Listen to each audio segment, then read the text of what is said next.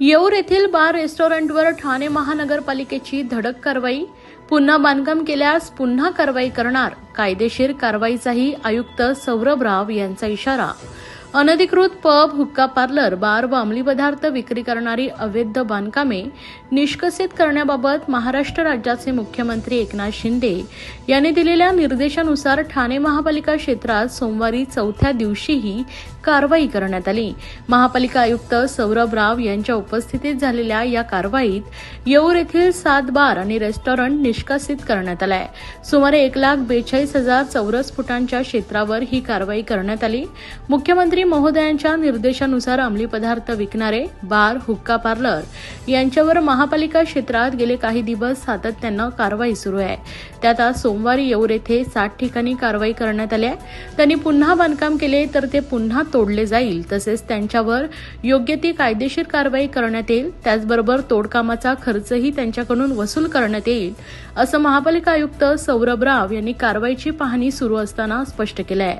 लालाला bar, Bombay duck, Garva, light house, secrets of Yeoor, safari woods, mountain spirit या 60 ठिकाणी ठाणे महापालिका आणि पोलीस यांनी संयुक्तपणे कारवाई केली आहे. त्यासाठी 2 पोकलेन, 5 जेसीबी, 5 कटर तर 100 कर्मचारी असा फौजफाटा येऊरमध्ये नेण्यात आला होता. यावेळी उपायुक्त मनीष जोशी, उपायुक्त जीजी गोदेपुरे, उपायुक्त शंकर पाटोळे, उपायुक्त दिनेश तायडे, सहाय्यक आयुक्त महेश आहेर, सहाय्यक आयुक्त प्रीतम पाटील, सहाय्यक आयुक्त सचिन बोरसे, सहाय्यक आयुक्त सोपान भाईक आदी वरिष्ठ अधिकारी या कारवाईच्या वेळी उपस्थित होते. सिक्रेट्स ऑफ येऊर या हॉटेलबद्दल हवाई दलाकडून तक्रार करण्यात आली होती. राष्ट्रीय सुरक्षेचा मुद्दा असल्यानं या हॉटेलवर महापालिकेने कारवाई करून ते निष्कासित केले आहे. तर गारवा या रेस्टॉरंटबद्दल स्थानिक आदिवासींनी केलेल्या तक्रारीच्या पार्श्वभूमीवर कारवाई करण्यात आली. या कारवाई दरम्यान स्थानिक नागरिकांशी आयुक्त राव यांनी संवाद साधला. अनधिकृत पब, हुक्का पार्लर, बार व अंमली पदार्थ विक्री करणारी अवैध बांधकामे निष्कासित करण्याबाबत मुख्यमंत्री एकनाथ शिंदे यांनी दिलेल्या निर्देशानुसार ठाणे महापालिका क्षेत्रात ही कारवाई सुरू आहे.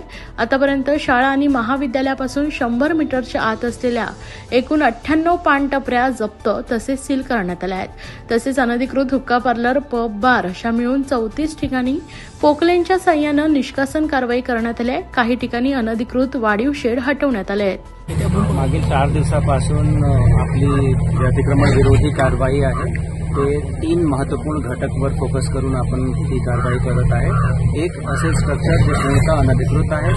दुसरे असे स्ट्रक्चर किंवा असे आस्थापना जिथे पोलिसांची माहितीप्रमाणे अंमली पदार्थ किंवा इतर अवैध धंदे आहेत ते सुरू असतात. आणि मग तिसरा असे स्ट्रक्चर्स किंवा अशी आस्थापना जे पब्लिक न्यूसन्स क्रिएट करते किंवा एअरफोर्स सारखे जे महत्वपूर्ण इन्स्टॉलेशन्स आहेत त्यांच्यासाठी थ्रेट म्हणून असू शकतात. आज सलग 4था दिवस आहे आपला.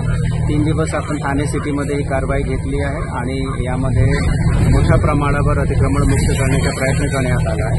विशेषतः शाळा, महाविद्यालय त्याचे पेरिफेरीमध्ये 100 मीटरचे आत जेवढे अंमली पदार्थ विक्रय केंद्र किंवा पानटपरी आहेत ते आपण तिथून आपण हलवलं आहे.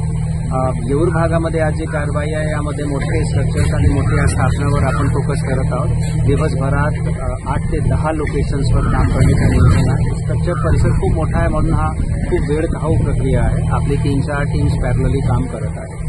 सर, कारवाई केल्यानंतर पुन्हा या ठिकाणी सुरू करलं होतं, यासाठी काय कारवाई? प्रत्येक लोकेशन जिथून आपण शेड काढला आहे किंवा डिमॉलिश केला आहे, मग तो ठाणे सिटीच्या आत असो किंवा येऊर भागामध्ये, आम्ही याची खात्री करणार की इथे परत शेड येणार नाही. एवढाच नव्हे तर जे काही आस्थापनाचे मालक आहेत त्यांच्या विरुद्ध दंडात्मक कारवाई, आर्थिक दंड आणि हे सगळं अनधिकृत स्ट्रक्चर काढण्याचा जे खर्च आहे तो सुद्धा मनपा वसूल करेल.